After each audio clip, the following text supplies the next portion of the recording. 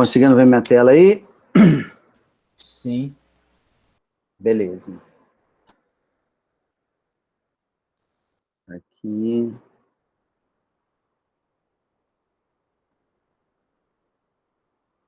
Pessoal, vocês viram que o material de apoio, eu já coloquei todos esses filos, né, que a gente está falando agora, estão disponíveis na plataforma, certo? Certo. Beleza, então. Então, à medida que a gente for avançando, aí eu vou colocando os demais, né? Acho que eu coloquei até molusco, a gente está em porífero ainda, então tem bastante material lá, e à medida que for rolando, eu vou colocando. Então, a gente estava falando, na última aula, sobre as esponjas, né? Caracterizamos aí os poríferos, e começamos a falar da estrutura. Aí eu vou fazer o seguinte, segundo ano, eu vou pegar essa região aqui, ó, que eu estou circulando, e vou ampliar, beleza? Então, essa região eu vou ampliar, vou fazer um círculo grande aqui.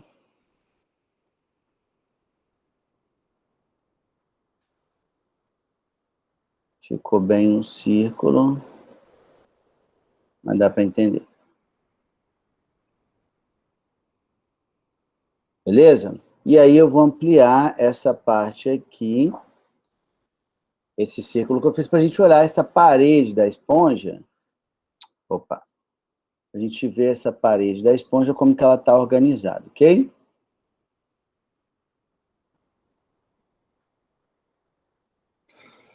Então, olha só. Quando eu falei com vocês que esponja não tem tecido verdadeiro, certo? Então, tá aqui, ó. Mas ela vai apresentar, claro, células compondo o animal, né? Vou fazer aqui o poro e a continuidade. Todo mundo entendeu meu desenho? Segundo ano? Sim. Beleza. Então, o primeiro tipo de célula que eu vou ver é uma célula achatada, né? Uma célula com padrão achatado e que reveste externamente o corpo do animal, desse jeito aqui. Lembraria, fazendo uma analogia, seria algo como a nossa epiderme, mas vamos lembrar que aqui não tem tecido verdadeiro, beleza? Então, eu tenho células achatadas, localizadas na superfície externa aí do corpo da esponja, beleza? Essas células, elas são chamadas de pinacócitos.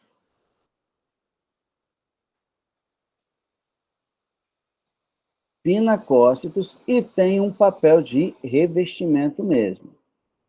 Não é uma epiderme, mas é para funcionar como se fosse, tá? Então, aqui é a função dessa célula, ok? Beleza. Além disso, galera, o poro, ele é formado por uma célula. Então, aqui, ó, eu vou ter uma célula com formato cilíndrico. Essa célula com formato cilíndrico, ela atravessa toda a parede do corpo da esponja, desse jeito aqui, ok? E é ela que efetivamente forma o poro propriamente dito. Então, o poro nada mais é do que uma célula cilíndrica, ok? E por uma razão óbvia, essa célula é chamada de porócito, ou célula do poro. E eu falei com vocês que o porócito é importante porque ele permite uma circulação de água aí pelo corpo do animal. Tranquilo até aqui?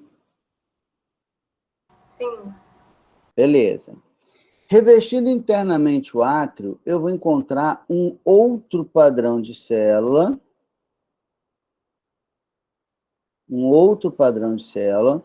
Esse padrão de célula, essa célula ela tem uma evaginação da sua membrana plasmática que forma uma estrutura muito característica. É como se fosse uma dobra da membrana que forma essa figura aqui, vamos dizer, que a gente chama de colarinho.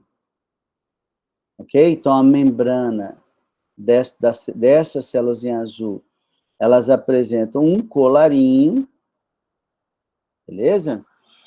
E por esse colarinho, a gente vai perceber que vai ter a saída de um flagelo. Professor, só uma pergunta do desenho. Essa parte que você está fazendo esse desenho azul, é tipo a parte que está para dentro da Isso, esponja? isso. Exatamente.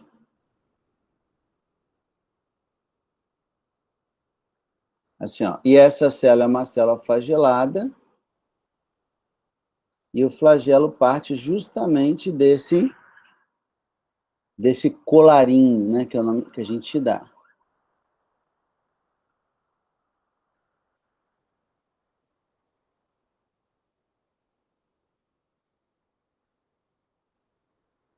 Vocês estão conseguindo entender meu desenho, galera? Sim. Beleza, vou fazer um pouquinho maior aqui, não perder tanto tempo aqui.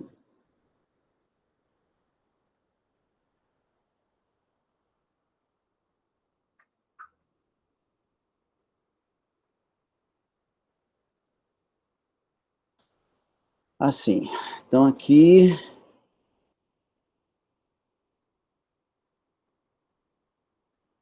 Colarinho, que é essa dobrinha da membrana.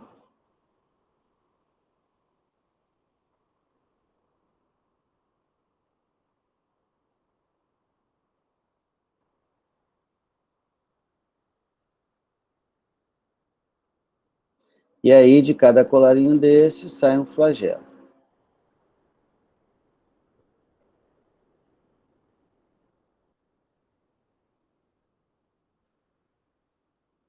Desse jeito aqui. Essa célula, pessoal, ela é chamada de coanócito. E essas células, gente, elas são encontradas exclusivamente, tá? Exclusivamente em esponjas. Bom, se são células exclusivas, isso me permite dizer que é a principal característica do filo. Que para eu reconhecer uma esponja, basta eu perceber se ele tem coanócito. Então, se ele tiver coanócito, eu defino que ele é uma esponja. Se não tiver coanócito, não é uma esponja. Ok? Dessas células a gente vai falar um pouquinho mais para frente, tá? E dentro da parede ali do corpo do animal, a gente vai encontrar umas células que têm uma forma bem definida, assim.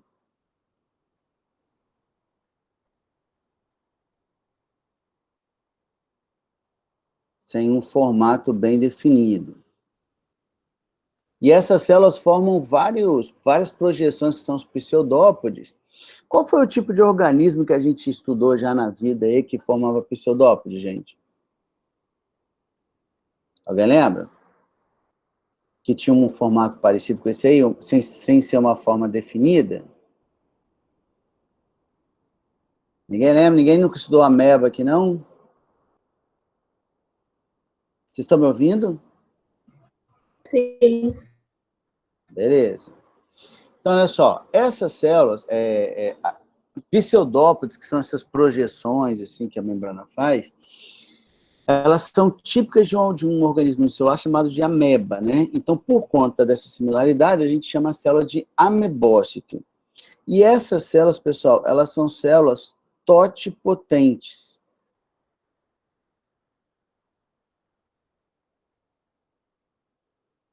O que isso significa? Significa que essas células são capazes de se diferenciar em outros tipos celulares.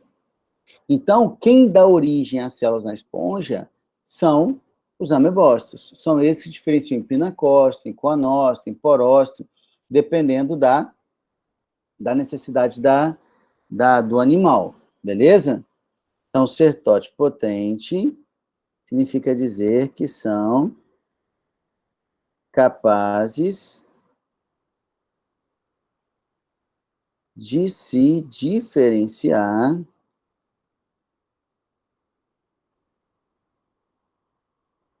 de se diferenciar em outros tipos celulares. Quais são os tipos de células famosas que têm essa propriedade?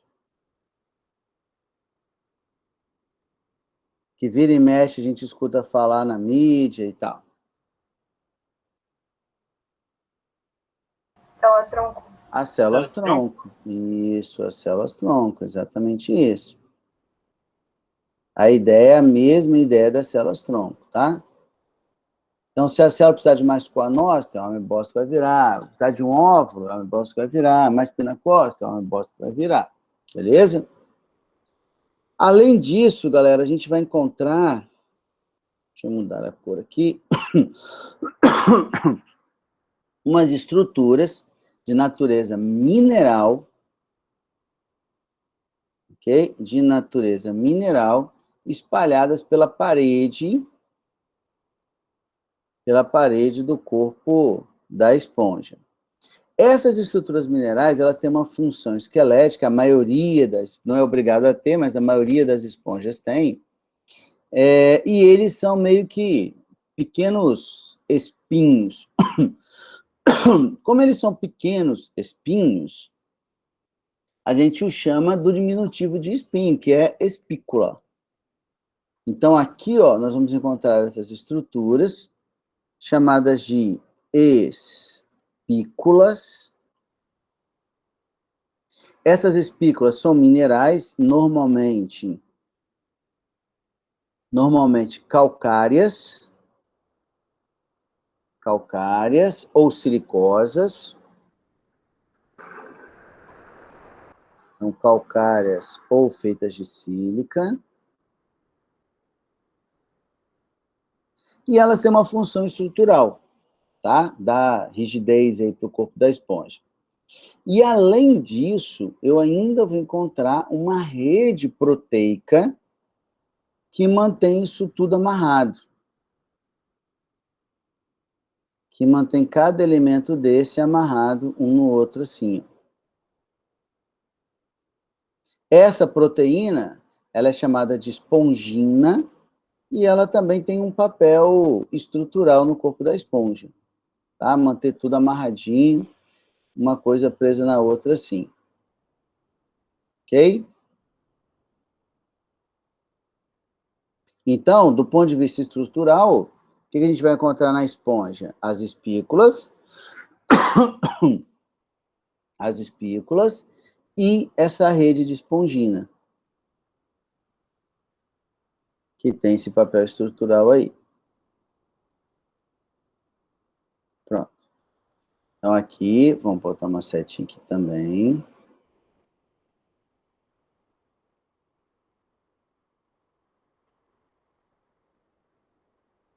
Rede de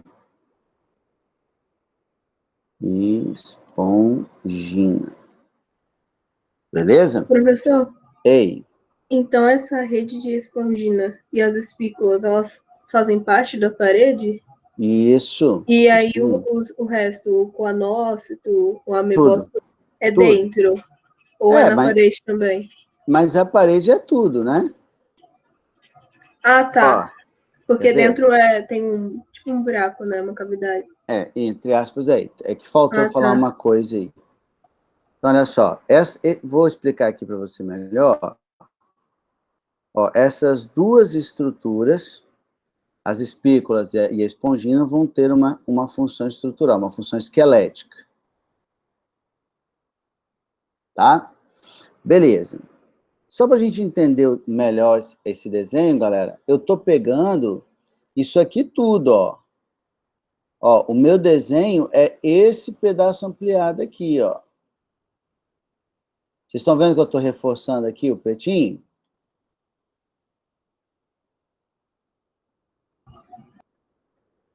Segundo ano, fala comigo. Sim. Sim? Então, o que eu estou desenhando é a parede inteira, o que eu vejo na superfície e o que eu vejo dentro. Tá? Quem que estava falando comigo antes aqui?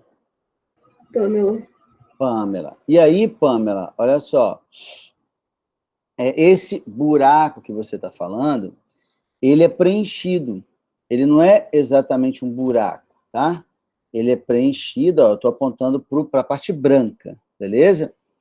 Esse material, ele é preenchido, esse espaço é preenchido por um material amorfo, não celular, chamado de mesoílo, como se fosse uma gelatina.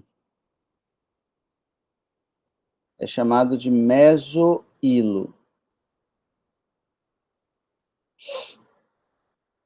Que vai ocupar todo esse espaço em branco aí. E aí eu tenho a parede completinha, com os elementos que poderiam aparecer, ok? Entendi, obrigada. Beleza? Pode seguir, querem um tempinho, querem perguntar? Esse mesoílo é de quê? Não ouvi? Esse mesoílo é de quê? Ele é um material, que a gente chama de um material amorfo, não celular. É um material tipo gelatina. Ah, sim, entendi. Obrigada. Entendeu? Algo mais?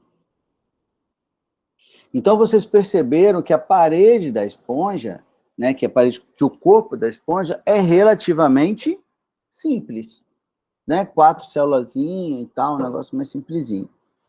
Esse coanócito aqui, que eu deixei para falar por último, ele é uma célula importante.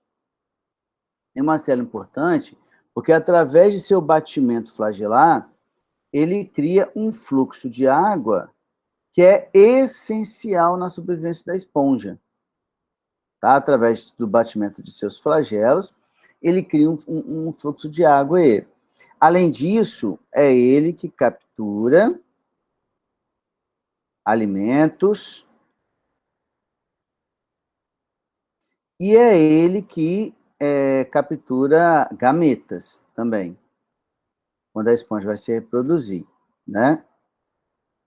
Então, é ele também que vai capturar os gametas. E aí, galera, se eu fizesse aqui, quer ver? Deixa eu ver se se eu fizesse aqui um desenho, vou fazer como OBS aqui.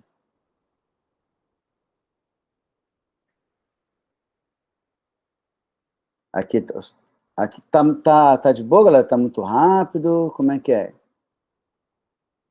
Tá tranquilo, professor. Tá tranquilo?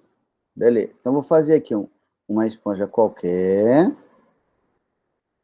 com aquele formatinho básico.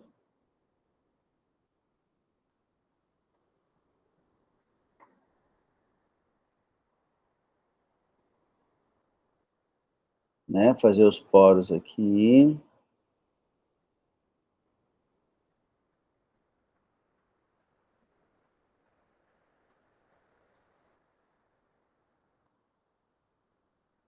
Ok? Fazer os poros aqui, ó.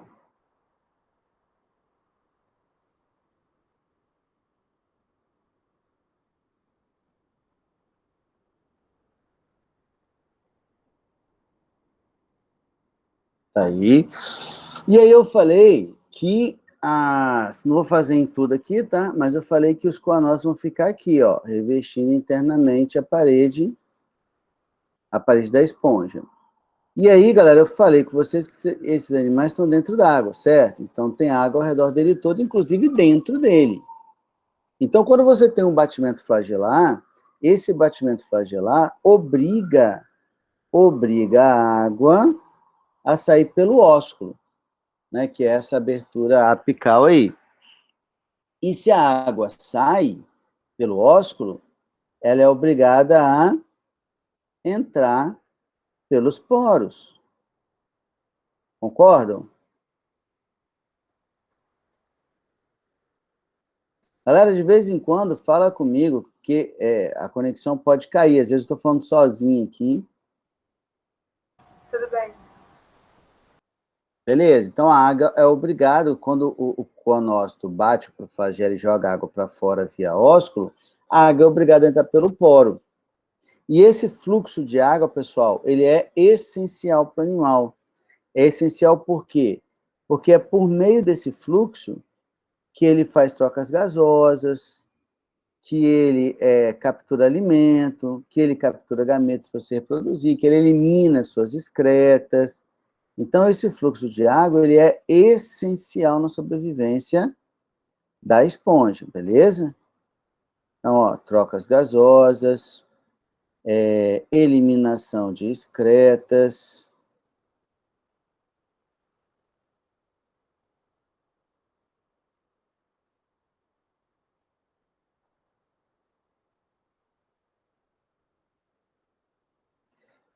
nutrição,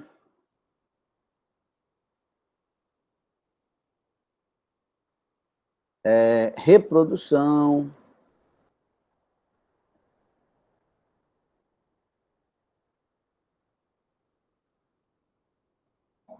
Então, reparem que como o animal depende desse fluxo de água para sobreviver, não tem como você encontrar uma esponja fora d'água, porque fora d'água não tem fluxo, ou semi-descoberta, né? Não tem fluxo de água, sem fluxo de água ela morre. Tranquilo? Sim. Sim. Beleza. Bom, então já vimos como ela está organizada, já vimos a importância de cada célula. Falamos dos amebócitos. Já tinha falado da digestão lá em cima, né? Ou não? Não tinha falado, então a gente vai acrescentar aqui, ó. Esses animais não têm órgão, né? Então, como não tem órgão, a digestão acontece obrigatoriamente dentro da célula. É uma digestão exclusivamente intracelular.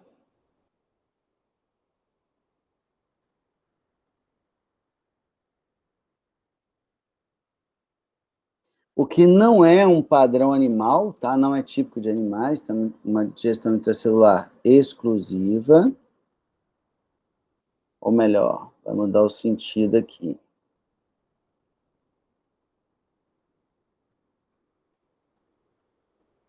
Uma digestão exclusivamente intracelular.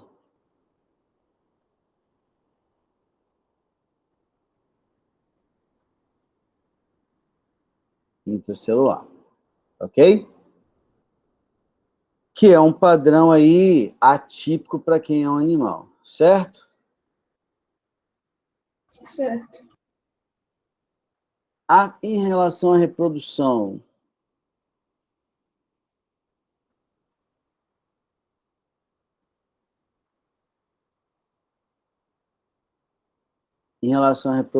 ela pode ser assexuada ou sexuada. O que diferencia uma reprodução assexuada de uma reprodução sexuada, segundo ano?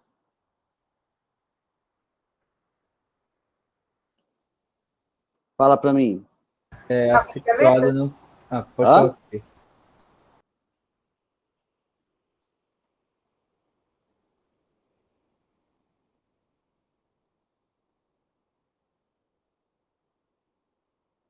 E aí, galera, fala comigo. Pamela, agora que eu vi sua mensagem, tá? Eu não respondi porque eu não tinha visto. Eu falei troca de gametas. Beleza. Mas você ouviu o que eu te falei agora? Eu não sou a Pamela, não. Ah, tá, desculpa. Perdão. Quem é que falou? Sofia, Sofia, você falou o quê, Sofia? Que na sexuada tem troca de gametas? isso. É isso? No geral, sim. No geral, sim, mas não obrigatoriamente, tá? Também não tem. Desculpa. Não, pode falar. Sobre variabilidade genética, que não não. Isso. Quem é que tá falando? É a Melissa. Melissa, isso aí, Melissa. Olha só. Gente, eu pergunto, porque quando eu estou apresentando, eu não vejo a sala, tá? Eu vejo só o que vocês estão vendo aqui na minha tela. Aí, olha só. Quando a gente fala em reprodução sexuada, a prole, ela é diferente do genitor. Quando ela é assexuada, a prole é idêntica ao genitor, ou seja, como a reprodução assexuada é um processo de clonagem, na verdade, né? E aí, essa reprodução sexuada de esponjas vai acontecer de duas maneiras. Vai acontecer por brotamento,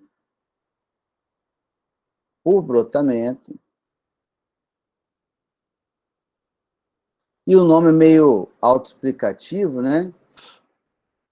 Então, você tem aqui uma esponja,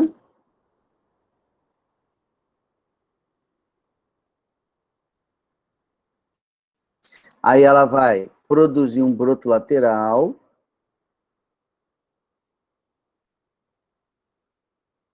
broto lateral.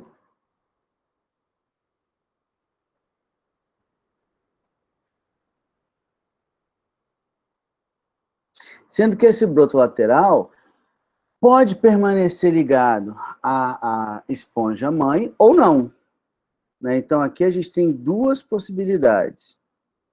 Se ela permanecer ligada à esponja mãe, eu vou formar uma esponja colonial, né? Uma colônia de esponjas. Então, pode acontecer isso.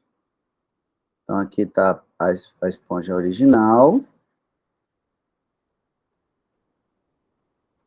E aqui eu tenho uma outra esponja adulta que cresceu a partir dela e segue sua vida, inclusive fazendo outras esponjas. Aí você vai ter uma colônia, né? Nesse caso, você teria uma colônia de esponjas.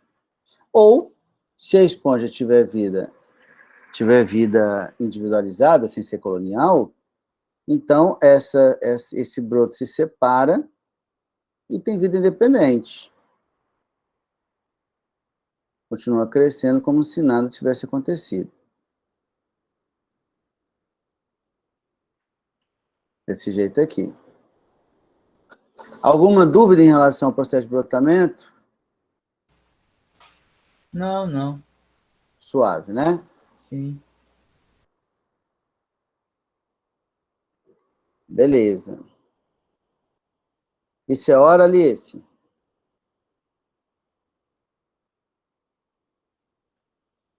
Alice?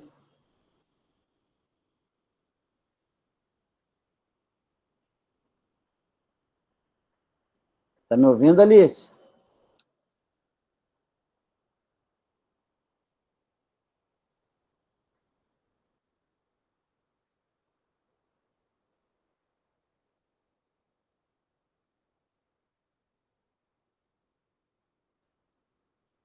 A Alice entrou e saiu.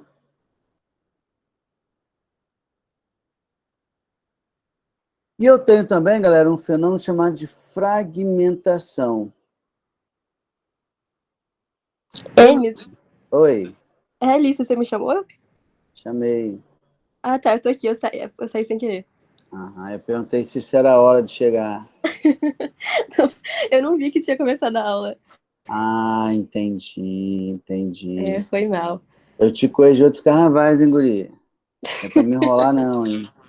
O quê? E que enrolar o quê? Ah, então tá bom. Chegou pra dar tchau, pô? Foi, Enes. Foi mal. Que isso não se repita, ok? Pode deixar, pode deixar. Então tá bom. Olha só. Aí, lembra que eu falei que as células que formam a esponja, elas são muito independentes umas das outras? Estão lembrados que eu falei isso com vocês? Não. Não lembramos? Ó, eu coloquei aqui em cima assim, ó.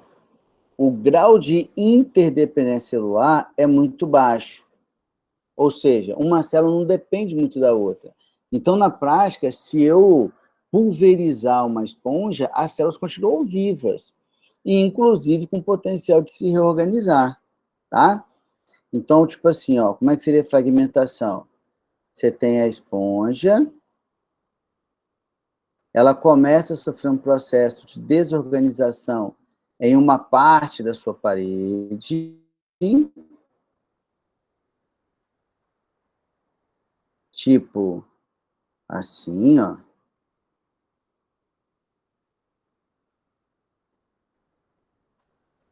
Tipo assim. Aí essas células, né, que estavam aqui, que se soltaram, elas são liberadas, elas acabam se agrupando em algum cantinho, tipo aqui, por exemplo. A esponja original, ela se regenera, por causa dos amebócitos, que são totipotentes, né?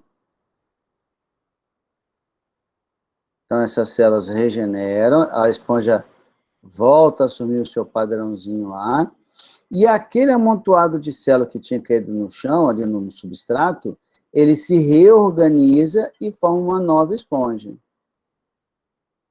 Então, esse processo é chamado de fragmentação. Certo? Certo. Dúvidas? Isso tem a ver com alguma coisa que as planárias, acho que é planária, né, que faz, que você corta ela Isso, e mas ela lá, volta. seria alguém fazer. E seria cortar em pedaços. Aqui é a própria esponja que está fazendo, e ela não está cortando em pedaços, ela está desorganizando a parede, ela está separando as células. Mas não teria nenhum jeito dela acabar se dividindo sozinha e depois conseguindo se reerguer? Não entendi o que você falou. Assim, igual você falou, que alguém que corta ela, não teria um jeito dela mesma acabar sendo separada e ela voltando, Não, sabe? não. Ah, tá. É alguém que faz isso. Aí aqui, galera, eu vou fazer... Tudo bem ou mais uma perguntinha? Tudo bem. Aí aqui eu vou fazer uma observação.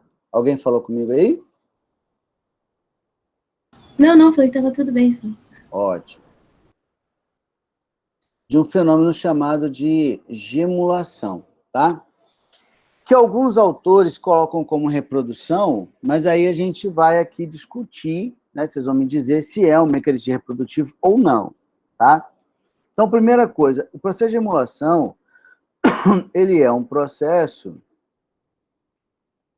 exclusivo de esponja de água doce.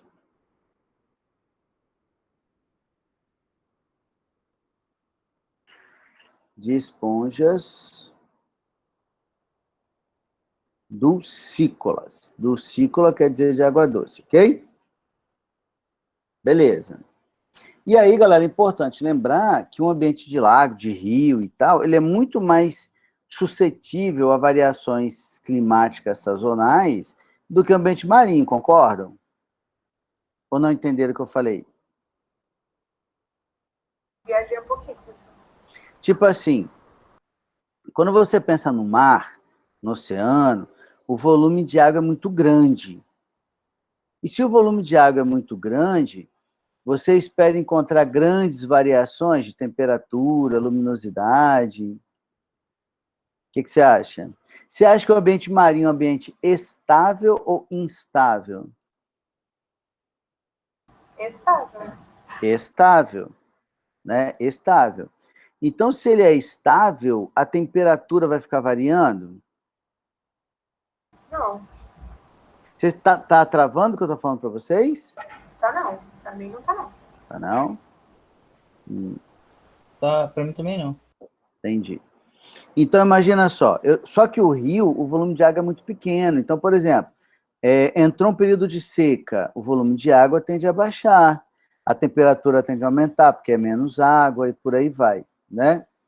Então, vamos imaginar uma esponja aqui, de água doce, num riozinho lá, vivendo feliz, etc e tal, e daqui a pouco entra o período do inverno, que é o período em que a taxa pluviométrica diminui muito. E se chove menos, galera, qual é a consequência para o rio? Diminui. Fica O mais volume baixo o nível de água. faz o quê? Baixo? Baixa o nível de água. Então, imagina assim, ó, esse nível de água vai baixar, e ao baixar, a esponja vai ficar semi-submersa, certo?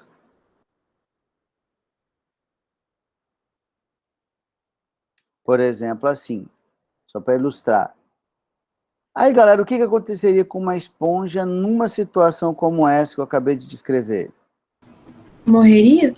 Por que morreria? Porque tem que ter o fluxo de água dentro dela. Perfeita. Quem que falou? Melissa. Melissa, praticamente uma bióloga. Perfeito, Quem dera. perfeito. Essa Merece os esponja... 3 pontos, hein?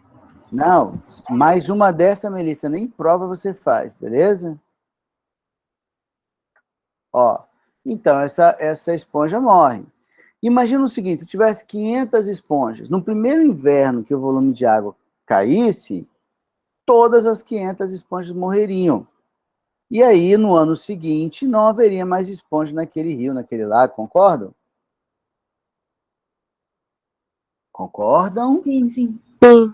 Beleza? E é claro, galera, que as variações sazonais, os animais percebem, as plantas percebem, duração do dia, temperatura média reduzindo, fluxo de água diminuindo. Então, a esponja consegue perceber isso. Então, antes que a água diminua e a esponja morra, o que ela faz? Ela produz um monte de estrutura, uma ou mais, melhor dizendo, uma ou mais estruturas na sua superfície, que a gente chama de gêmula, ok? Que a gente chama de gêmula. Vamos botar aqui e eu vou explicar o que é uma gêmula, ok? Então, ó, essa gêmula é uma estrutura que vai apresentar uma camadinha de espículas. Lembra o nome espícula?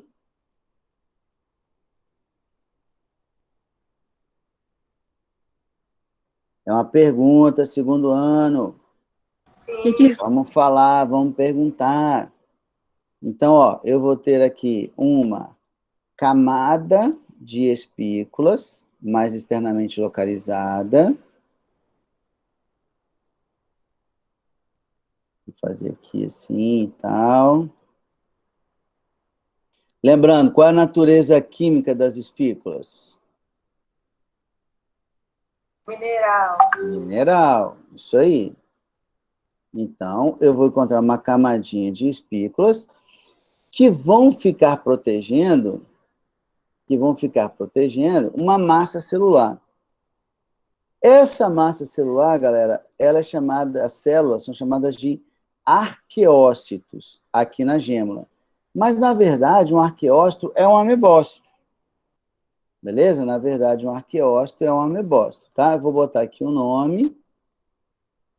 Aqui na gêmula, a gente vai chamar essas células de arqueócitos, tá? Mas, na prática, eles são amebócitos. E eu acabei de falar para vocês mais cedo um pouquinho que o amebócito tem que capacidade? De se transformar em qualquer célula. De se transformar em qualquer célula. Perfeito. Então, o que vai rolar aqui, ó? Quando chegar a estação seca, a esponja ela morre, libera suas gêmulas, que vão permanecer vivas, em estado latente, quietinha, tá? Que vão ficar ali paradinhas até a próxima estação chuvosa. Aí vem a próxima estação chuvosa, o nível de água aumenta, as condições ficam favoráveis novamente, aquela esponja-mãe, ela morreu, mas os amebócitos permaneceram vivos, protegidos ali pelas espículas. Então, as espículas, a gêmula se abre, os arqueócitos se reorganizam, vão se diferenciando em outras células e vão dando origem a uma nova geração de esponjas, que vão fazer a mesma coisa no próximo inverno. Como normalmente cada esponja produz mais de uma gêmula, o saldo dele é positivo, né? Se eu tinha lá, sei lá, 100 indivíduos, vai ter mais de 100 na próxima geração. Mas eu pergunto para vocês, a ideia era se reproduzir? Não, ela está só se adaptando à nova realidade. A ideia era não ser extinta. Concorda comigo? A ideia era não ser extinta, né? Então, na verdade, a gemulação não é bem um processo de reprodução. A gente considera a gemulação o que a gente chama de mecanismo, é um mecanismo de resistência ambiental. É um mecanismo que garante o organismo sobreviver mesmo em condições adversas. Tipo o que a maioria dos ursos faz, né? A maioria dos ursos, durante o inverno, faz o quê? Hibernam? Hiberna. Justamente para quê? Para economizar energia e sobreviver ao período de escassez de alimento. E garantir que os ursos existiriam no próximo verão, né? Vamos dizer assim. Então, essa é a ideia da gemulação. é garantir a próxima geração, garantir a perpetuação da espécie, e não um processo reprodutivo propriamente dito. Mas, como eu falei, como normalmente se produz mais de uma gema por esponja, isso dá um incremento no tamanho da população, ok? Perguntas? Professor, só para entender, é como se elas fizessem isso, então, para se adaptar à nova Para realidade do lar? Para sobreviver ao período de adversidade. E aí depois elas se desenvolvem de novo, cresce normal. Normal. E no próximo inverno faz a mesma coisa, normal. Entendi. Então, eu só queria que vocês percebessem isso, que, na verdade, a ideia dela não era se reproduzir, até porque isso aconteceu num período de adversidade, e espécie nenhuma se reproduz se o período não for favorável. Né? Então, na verdade, apesar de aumentar o número de indivíduos, o processo não é exatamente um processo reprodutivo. Enes, Sim? mas aí, por exemplo, nessa situação aí que você desenhou, quando tá tudo normal e tal, o volume da água não diminuiu, elas se reproduzem do jeito que você falou lá em cima, né? Normalmente. Isso, normalmente. Isso aí. Então tá. Beleza? Mas lembrando que o que eu falei foi assexuado, né? Uhum. A gente ainda tem o processo de reprodução que é sexuado. Aí aqui, reprodução sexual, não vou nem fazer porque aqui é mais simples, né? A reprodução sexuada. Mentira que tá entrando alguém agora. Ah, não, Richard. Eu vou dar tchau agora, você não vai entrar agora, não. Olha só. Coitado do cara. Não, pô, ele vai entrar faltando 2 minutos para a aula acabar? Não. Queria te dar um oi só. Não, manda um e-mail. Então, olha só. A reprodução sexuada acontece por meio de gametas. A fecundação acontece na parede do corpo da esponja, então é uma fecundação do tipo interna. Não acontece na água, né? Não acontece na água.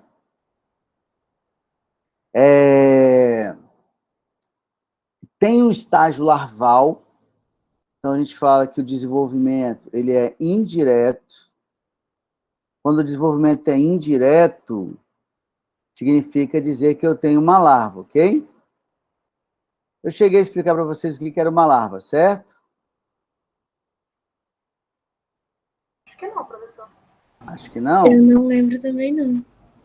Por exemplo, assim, ó, vocês entendem, toda larva é um filhote, mas nem todo filhote é uma larva. Por exemplo, assim, a gente usa a expressão, não pode deixar água parada para que não tenha larva do Aedes, não é assim? O que a larva do Aedes é? A larva do Aedes é um filhote do Aedes. Só que a larva, ela é parecida com o mosquito, segundo ano? Não. Não. A lagarta da borboleta é parecida com a borboleta, gente? Também não. Também não. O girino é parecido com a rã, gente? Também não. Também não. Então, todos esses filhotes que eu citei, eles são larvas. O nosso neném é um humano em miniatura, não é? Ele só precisa crescer, mas ele tem tudo que a gente tem. 2 bracinhos, 2 perninhas, 2 olhinhos, 2 orelhinhas, assim. Então, o nosso filhote não é uma larva, tá? Então, o termo larva, ele se refere a filhotes que têm um padrão morfológico distinto do animal adulto, que precisa sofrer uma metamorfose para chegar no padrão adulto, tá certo? E toda vez que tem estágio larval no ciclo de vida da espécie, a gente fala que o desenvolvimento é indireto. Se não tem, por exemplo, no nosso caso, não tem larva, então nosso desenvolvimento é direto, beleza? E anfiblástula é o nome dessa larva, da larva de esponja. Tranquilo? Sim. Certo. Alguma perguntinha? Não, hoje não. Boa. Bom, então vamos parar a Mas tem uma apresentação. pergunta meio sonsa, mas só porque Não existe pergunta sonsa, Melissa. onde, a larva da esponja, ela já fica